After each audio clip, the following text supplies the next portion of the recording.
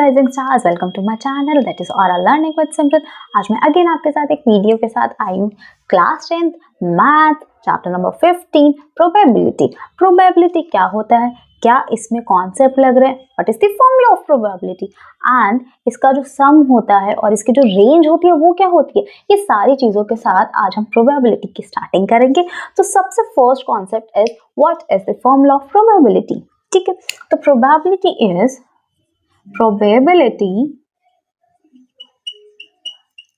Probability is represented by capital P.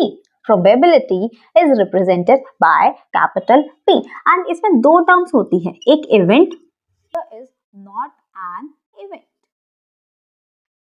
One is event, other is not an event. Event is represented by capital E and not an event is represented by E के ऊपर एक बार का sign. ठीक है, अभी हमने पढ़ा probability is represented by capital P, event is represented by E and not an event is represented by E के ऊपर बार। ठीक है, तो it means not an event is a complementary of event. ठीक है, मतलब जितने इवेंट्स होंगे अगर वो नहीं है तो हम जैसे हम पॉसिबिलिटी मानते हैं ना कि आज शायद रेन होगी, ठीक है, और आज शायद रेन नहीं होगी, तो हम 100 में से शायद रेन होगी को माइनस कर देंगे तो शायद रेन नहीं होगी की प्रोबेबिलिटी आ जाएगी।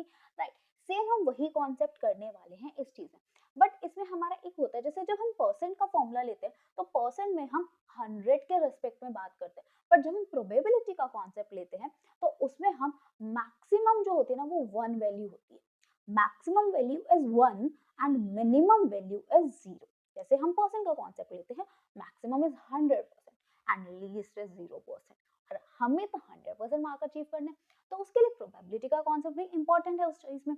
ठीक है, तो probability is represented by capital P, event is represented by capital E and not an event is represented by E के ऊपर बार। इतनी सारी बातें हो गई हैं तो हम इसका फॉर्मूला लिखिए जरा, चलो लिखते हैं। तो इट मींस अगर मैं P probability of getting an event का फॉर्मूला लिखूं तो is equals to number of favorable outcomes, number of favorable outcomes upon में total number of outcomes। Right, समझ आया? ठीक है, number of probability of getting an event is equals to number of favorable outcome upon में total number of outcomes। अब हर एक question में total number of outcomes हमें फाइंड आउट करने पड़ेंगे। अगर हमने टोटल नंबर ऑफ आउटकम्स ही गलत फाइंड आउट करे तो ऑब्वियसली हमारी प्रोबेबिलिटी भी गलत आनी है। ये हो गया इसका फर्स्ट हमारा फॉर्मूला। सेकेंड फॉर्मूला इज जैसे अभी बताया कि परसेंट में मैक्सिमम 100% एंड मिनिमम इज 0%, तो सेम प्रोबेबिलिटी के कॉन्सेप्ट में जो अगर हम इसका सम करें यानी कि probability of getting an event plus probability of not getting an event is equals to always 1, is equals to always 1। Suppose basket है, एक बास्केट में मेरे पास येलो बॉल्स है, तो अगर मैंने रैंडमली कोई येलो बॉल उठाई तो क्या प्रोबेबिलिटी कि मेरे पास येलो ही बॉल आएगी? भैया उस बास्केट में येलो ही बॉल है, तो ऑब्वियसली उसके अंदर से जो चाहे मैं आग बंद के निकालूं, कैसे भी निकालूं, उस बॉल मेरे पास येलो ही आएगी। इट मींस उस टर्म की जो प्रोबेबिलिटी होगी वो 1 होगी। ठीक है, अगेन एक कॉन्सेप्ट लेते हैं, अब नॉट एन इवेंट का कॉन्सेप्ट लेते हैं। ठीक है, मेरे पास एक बकेट है, उसमें सिर्फ येलो बॉल्स है। अब मैं बोल रही हूँ हे भगवान प्लीज इसमें से ऑरेंज बॉल निकाल दो, प्लीज इसमें से ऑरेंज बॉल। भैया भगवान क्या करे इसमें से, जब इसमें है ही येलो बॉल, है ना? तो इसमें जो प्रोबेबिलिटी हो जाएगी of getting orange ball is 0, क्योंकि उसमें एक भी ये ऑरेंज बॉल नहीं है, सारी येलो बॉल्स है। तो सेम अगर मैंने यहाँ पे ऑरेंज और येलो का ही कॉन्सेप्ट लगाया तो यहाँ पे मेरा probability of getting a yellow ball is 1, right? And probability of getting a orange ball is 0. It means maximum मेरे पास जो वैल्यू आ सकती है ना वो 1 ही आ सकती है, एंड मिनिमम जो वैल्यू आ सकती है वो मेरे पास 0 ही आ सकती है। इट मींस कोई रेंज के बीच में मेरी वैल्यू आ रही है ऑफ गेटिंग एन इवेंट और नॉट गेटिंग एन इवेंट की, तो हमारे पास क्या हो जाता है, अगर मेरे को पीई निकालना है और उसकी कोई रेंज निकालनी है, इट मीन्स कि जो भी वैल्यू होगी वो मेरी 0 से बड़ी भी हो सकती है और इक्वल्स टू भी हो सकती है। ठीक है, अगर मेरे पास ये जो इवेंट है ये है ही नहीं, ये पॉसिबल इवेंट है ही नहीं, तो मेरे पास इसकी जीरो प्रोबेबिलिटी होगी, राइट। अगर कुछ इवेंट है, हो सकता है, तो इसमें हो सकता है यानी कि जीरो से कुछ ना कुछ तो एक बड़ी वैल्यू होगी, और ये हमारा लेस देन और इक्वल्स टू 1 होगी।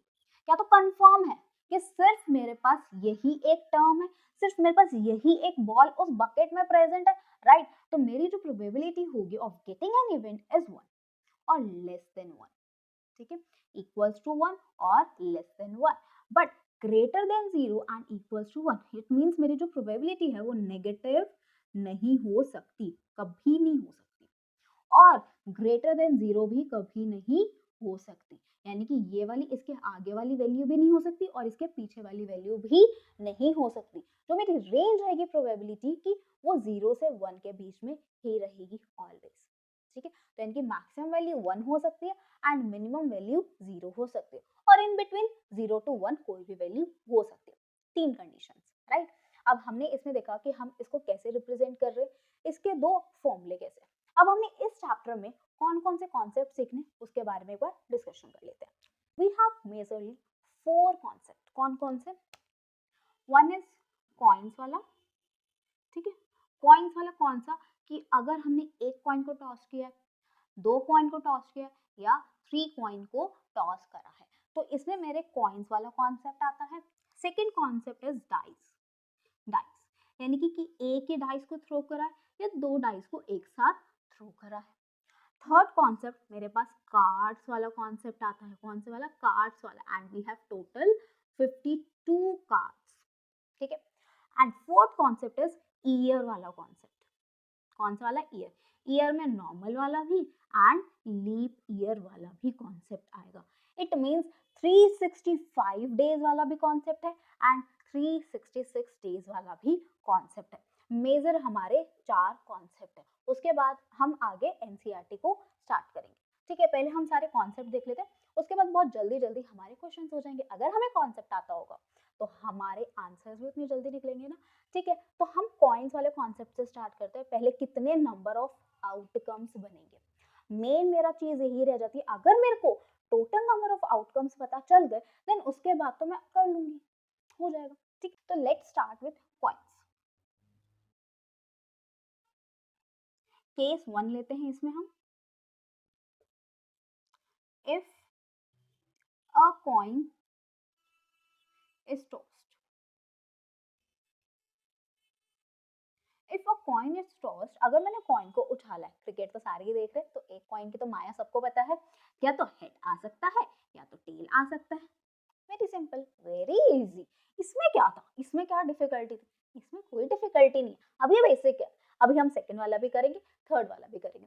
तो पहले थोड़ा बेसिक से हम स्टार्ट कर लेते हैं, उसके बाद आगे हम बढ़ते रहेंगे।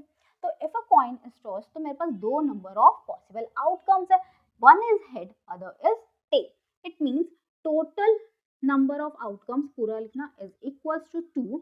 अगर मैंने पूछा है probability of getting a head, probability of getting a head, पहले यहाँ पे आप अपना फॉर्मूला लिखोगे, ठीक है। जब भी फॉर्मूला लिखोगे ना उसको ऐसे ब्रैकेट में रख देना, अट्रैक्टिव रखता है थोड़ा, ठीक है। Probability of getting a head, head आने की एक ही आउटकम है, राइट।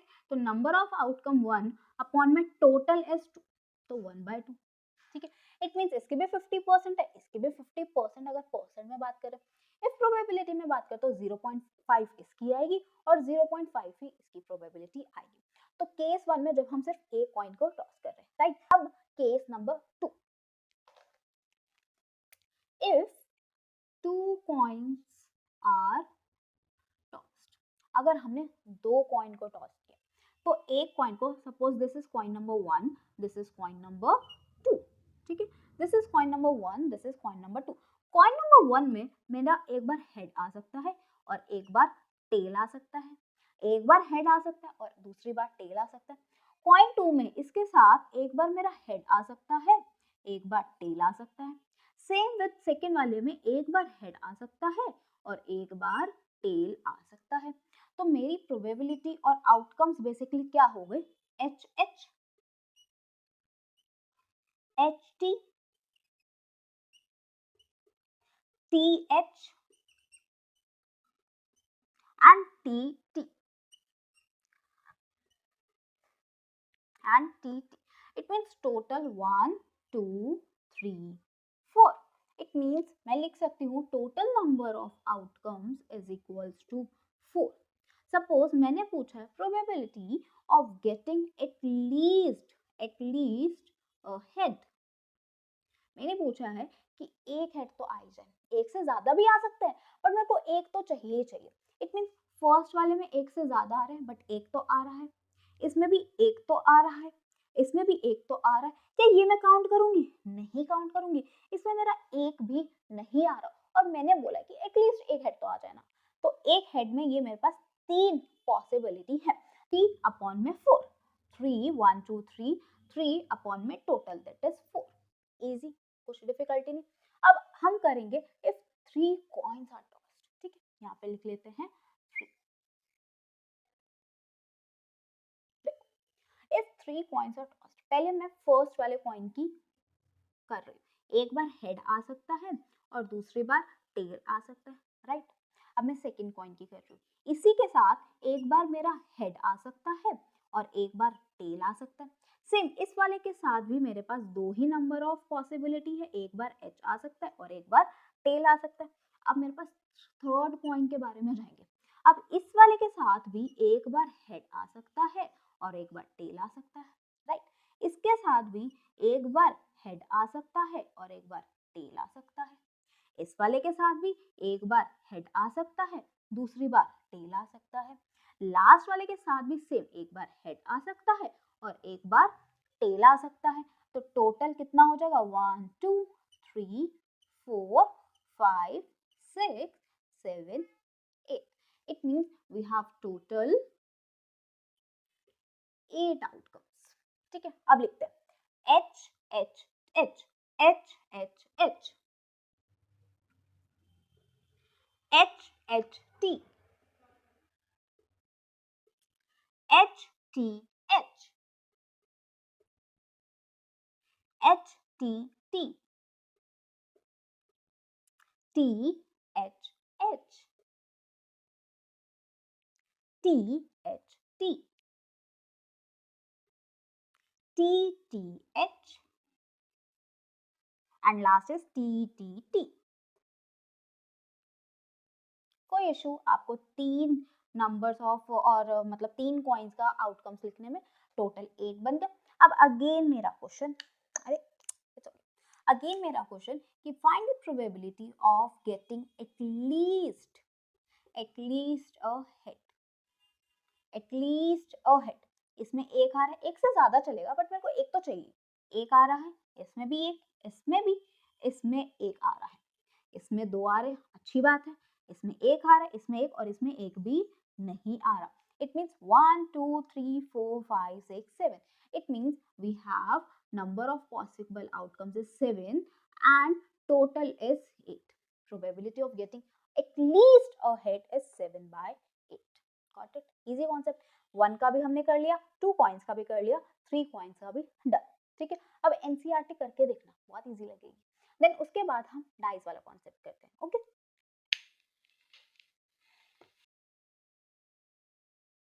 डाइस में भी केस 1 जब है, जब हमने सिर्फ अ डाई इज थ्रोन.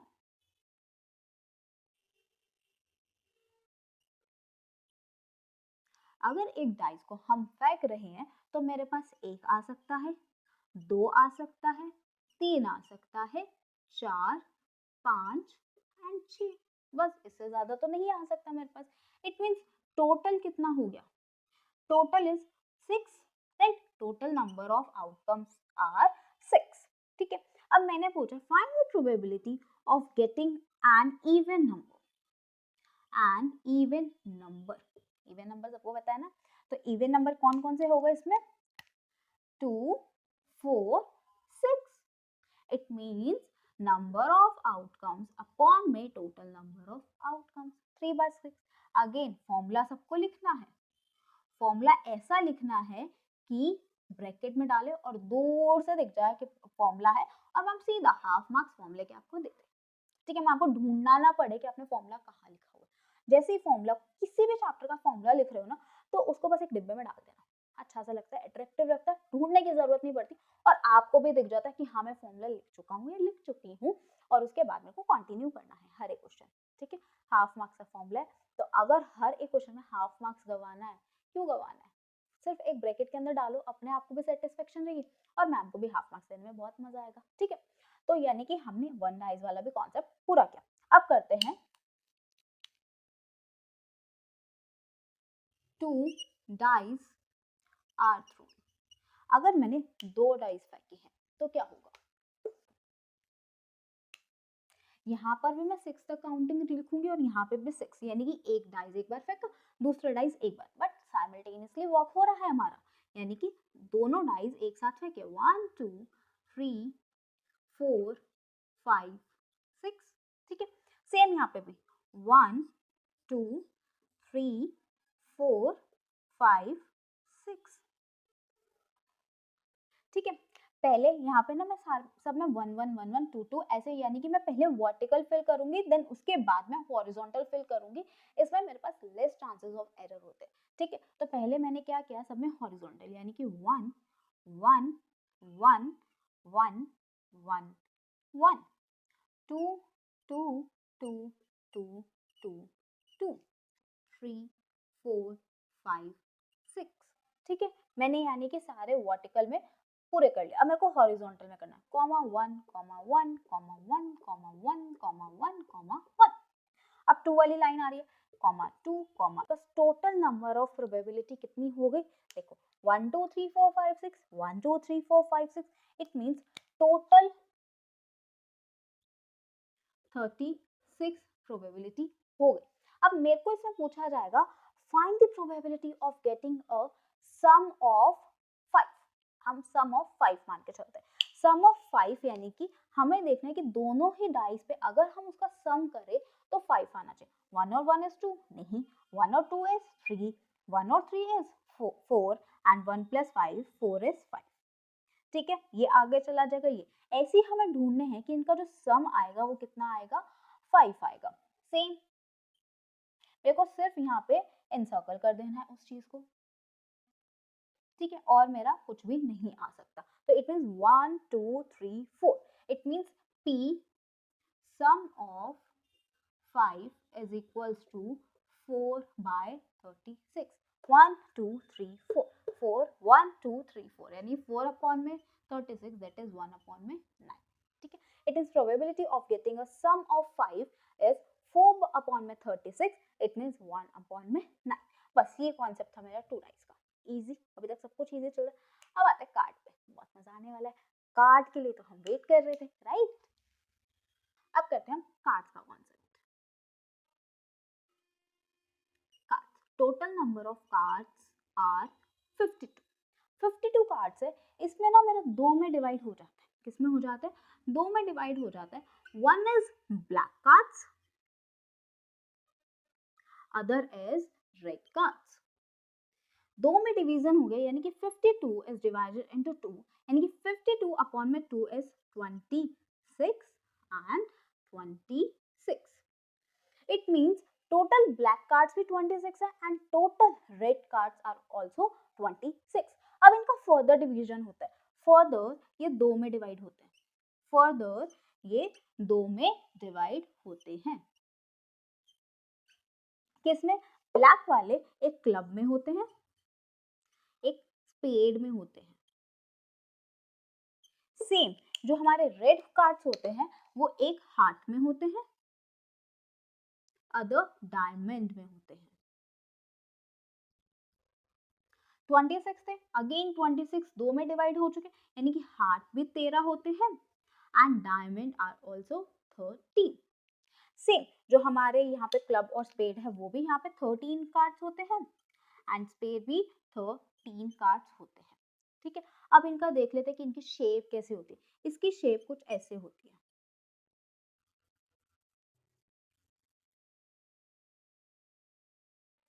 ठीक है, इसकी कुछ ऐसी सी शेप होती है। ठीक है, इसके पान की शेप होती है,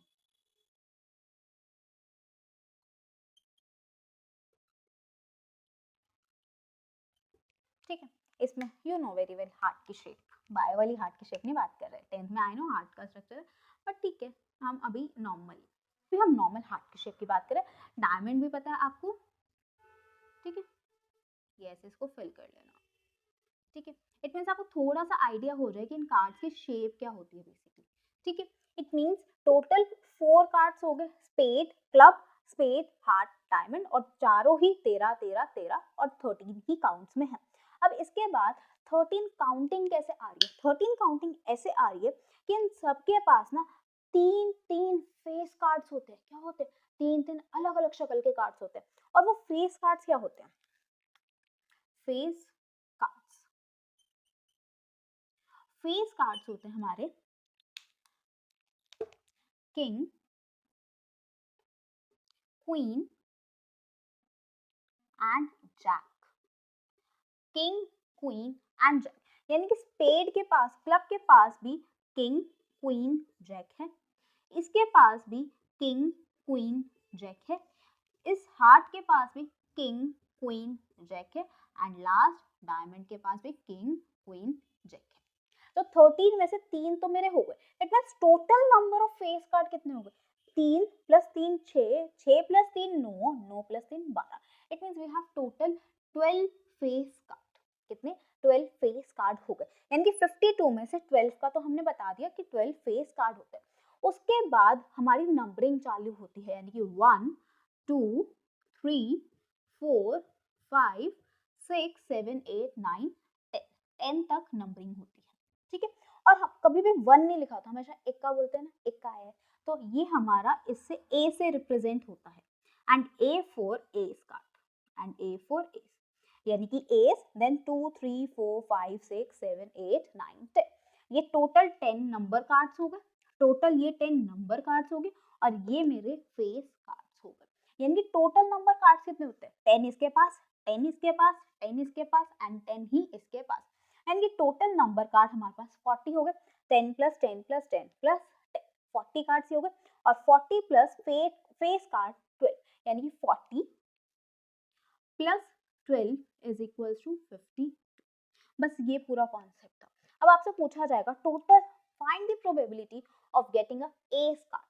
एस कार्ड की प्रोबेबिलिटी हमें नहीं बोला कि ब्लैक वाले कार्ड्स में फाइंड आउट करो, रेड वाले कार्ड्स में फाइंड आउट करो, हमें सिर्फ बोला गया कि टोटल बताओ, टोटल बताओ। टोटल फेस कार्ड कितने? 1 2 3 4, सब में एक एक है, यानी कि 4 में 52, टोटल 52 है। सेम अगर मैंने आपको पूछा find the probability of getting a spade card, spade card की क्या है?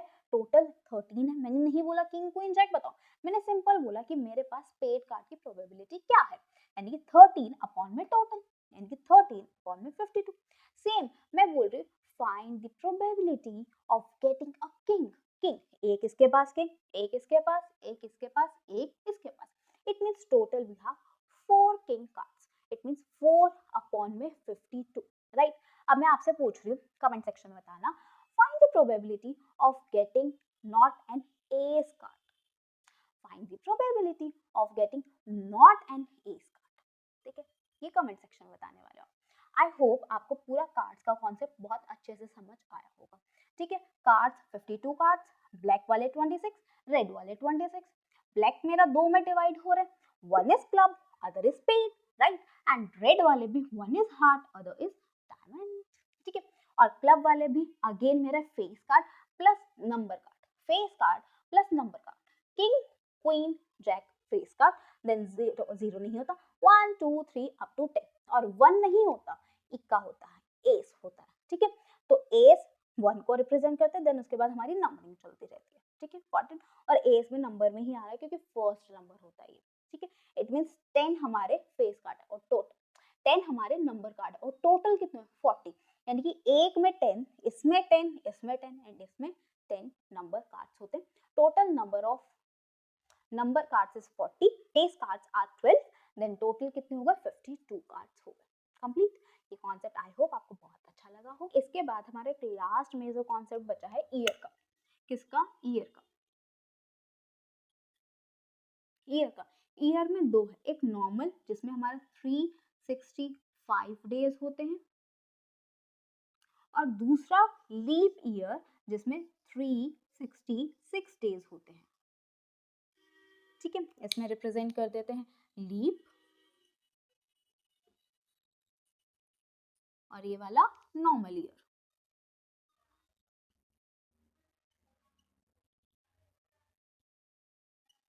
ठीक है, डन। अब मेरे को इसमें पूछा जाता है कि यहाँ पे मेरी प्रोबेबिलिटी क्या है मंडे आने की, या कोई भी एक वीक डे आपको दे दिया जाएगा, Monday, Tuesday, Wednesday, Thursday, Friday, Saturday और संडे में से क्या उसकी प्रोबेबिलिटी होगी आने की।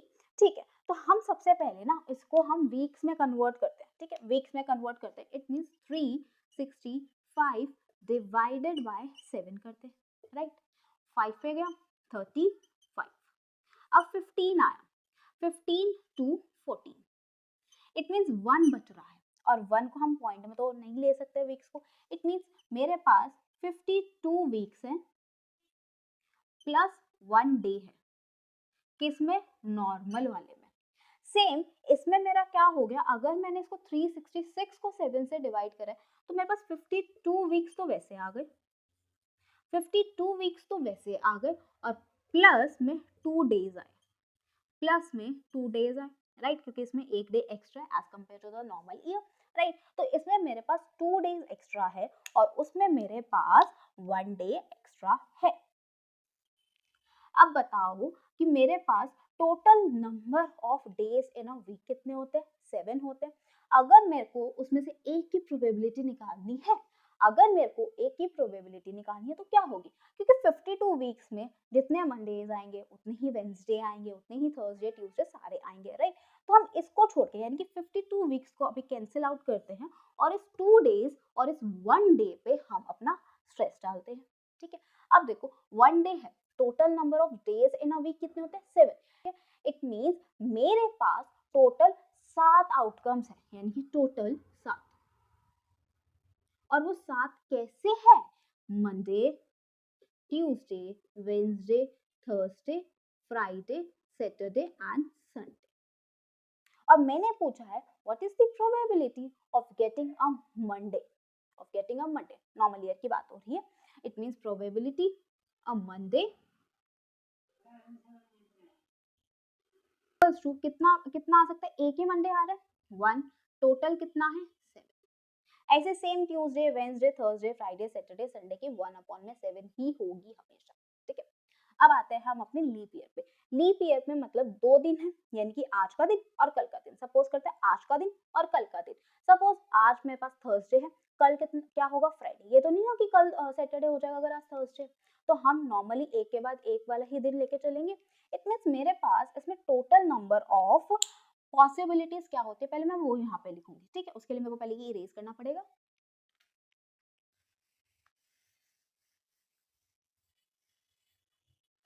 ठीक है, अब मेरे पास यहाँ पे 2 डेज है, 2 डेज में 2 डेज में मेरे पास क्या क्या पॉसिबल आउटकम्स होंगे, 1 मंडे के साथ, then Tuesday, same Tuesday, then Wednesday, Wednesday Thursday, Thursday Friday, Friday Saturday and Saturday Sunday, Saturday Sunday and last Sunday Monday. ठीक है, इट मींस अगर मैंने पूछा find the probability of getting a Monday in a leap year, leap year में देखो total तो मेरे पास 1 2 3 4 5 6 7, इसमें भी टोटल मेरे पास कितने आउटकम्स हो गए, टोटल 7 आउटकम्स है, टोटल 7 आउटकम्स है इसमें भी। अब मंडे आने का एक ये वाला आउटकम और एक ये, इट मीन्स चाहे मैं मंडे पूछूं, ट्यूसडे पूछूं, वेडनेसडे पूछूं, थर्सडे पूछूं, मेरे पास जो प्रोबेबिलिटी होगी गेटिंग ए इवेंट, इवेंट कौन सा, Monday, Tuesday, Wednesday, Thursday, Friday, Saturday, Sunday, total 7 और पॉसिबिलिटी 2 की, यानी कि 2/7। आई होप आपको ये पूरा कॉन्सेप्ट बहुत अच्छे से समझ आया। ठीक है, अब इसके आगे हम क्वेश्चंस ट्राई करेंगे। ठीक है, अगेन आई एम रिपीटिंग और समराइज दिस कॉन्सेप्ट। ईयर में 2 वाले पार्ट आएंगे, one is normal leap year and other is normal year. Normal year में we have 365 days and in leap year we have 366 days. अगर मैंने 365 और 366 को divided by 7 किया सो दैट मैं इसको वीक्स में ला सकूं आंसर, तो मेरे पास 52 वीक्स प्लस 2 डेज इसमें आ रहा है एंड इसमें 52 वीक्स प्लस 1 डे आ रहा है। इट मींस 52 से 52 तो कैंसिल आउट। क्यों कैंसिल आउट? क्योंकि जितने मंडेज आ रहे हैं उतने वेंसडे उतने ट्यूसडे सब कुछ ऐसे ही आना है, राइट। तो इसको मैं कैंसिल आउट करती हूँ। मेन मेरा जो कॉन्सेप्ट और स्ट्रेस रहेगा वो 1 डे पे और इसमें 2 डेज पर रहेगा, ठीक है। 1 डे है, सिर्फ एक ही डे की बात करें, यानी कि कितने वेंसडे कितने थर्सडे कितने फ्राइडे एक ही बार आ सकते हैं। और total number of days in a week कितने होते हैं? 7। तो 1/7 इसकी प्रोबेबिलिटी आ गई, ठीक है। सेम अगर इसकी बात करें तो यहाँ पे आउटकम्स है, आउटकम्स आप ऐसे लिख लेना। देन उसके बाद अगर मैं कोई भी बोल रही हूँ, टोटल तो मेरे पास 7 ही है, टोटल आई हैव 7 आउटकम्स, ठीक है। उसके बाद अगर पॉसिबिलिटी हो तो मेरे पास 2 होती हैं, 2 पॉसिबिलिटीज है, यानी कि 2/7, इट मींस 2/7। आई होप आपको कॉइन्स का, डाइस का, कार्ड्स का एंड दिस ईयर का कॉन्सेप्ट बहुत ही अच्छे से समझ आया, ठीक है। नाउ मेरे पास 2 क्वेश्चंस है एनसीईआरटी के। First is which of the following can't be probability of an event. अभी मैंने डिस्कस किया था जो प्रोबेबिलिटी होती है वो इन बिटवीन 0 एंड 1 होती है, राइट। या तो 0 के इक्वल 1 के इक्वल या इन दोनों के अंदर ही अंदर होती है, यानी कि मिड वैल्यू और बिटवीन वैल्यूज होती है इसकी, राइट। तो 2/3 इज मेरा कुछ 0 पॉइंट समथिंग, राइट, 0.666। ये नेगेटिव वैल्यू है, सबसे पहले दिख रहा है। और सबसे पहले ना हम कांट को रिप्रेजेंट करेंगे, कांट को ना अंडरलाइन करेंगे, ठीक है ना। तो हमें दिखता ही नहीं और हम पहली वाली वैल्यू ही करके आ जाते हैं कि कैन बी पूछा है और फर्स्ट ऑप्शन मेरे पास कैन बी का आ रहा है, राइट। तो हम ऐसे नहीं, पहले हम उसको ना हाईलाइट करेंगे उस चीज को कि हमसे कैन पूछा या कांट पूछा, ठीक है। तो इट मींस नेगेटिव वाली वैल्यू नहीं हो सकती, right. If second question, if probability of an event is equal to 0.05, what is the probability of not an event की पूछिए। और मेरे पास फॉर्मूला है P of an event plus P of not an event is equals to 1, right? Probability of an event is 0.05 plus P not an event is equals to 1। Positive है उधर लेके जाऊंगी, यानी कि P not an event is equals to 1 minus 0.05 that is equals to 0.9। Easy. ऐसे मेरे पास बहुत सारे क्वेश्चन है अगर हम एनसीईआरटी में देखें, ठीक है। हम नॉर्मली कार्ड्स वाला क्वेश्चन नंबर 15 देखे, 5 कार्ड्स है आपके पास, 10 का है एक card, jack, queen, king and ace of diamond, total 5 number of cards है। उसको वेल शफल्ड कर दिया और कोई भी एक रैंडम कार्ड हमने पिक करा है, ठीक है। ऐसा पूछा what is the probability that the card is the queen, queen card की प्रोबेबिलिटी पूछे। Total number of possible outcomes are 5, ठीक है। कौन कौन से? 10, jack, queen, king and ace of diamond का, यानी कि डायमंड का इक्का। तो इसमें क्या मेरा क्वीन आ रहा है? हाँ जी बिल्कुल आ रहा है। इट मींस 1/5 इसकी प्रोबेबिलिटी हो। सेकेंड पार्ट देखते हैं, if the queen is drawn and put aside, ठीक है। अगर हमने क्वीन को उसमें से निकाल लिया, इट मींस मेरे पास अब कार्ड्स कितने बच गए? 4, क्योंकि हमने क्वीन को साइड आउट कर दिया। What is the probability that the second card picked up is an ace? S पूछा गया है, तो एस मेरे पास एस ऑफ डायमंड था, इट मींस एक ही है, यानी कि 1/4, क्योंकि हमने क्वीन को हटा दिया। तो टोटल कितने बच गए और रिमेनिंग कितने बच गए हमारे पास? 4। और हमसे किसकी प्रोबेबिलिटी पूछी गई है? एस की, यानी कि 1/4। Second part, a queen. अरे भाई हमने क्वीन को तो साइड आउट कर दिया, इट मींस 0/4, ठीक है। 0/4 दैट इज इक्वल्स टू 0।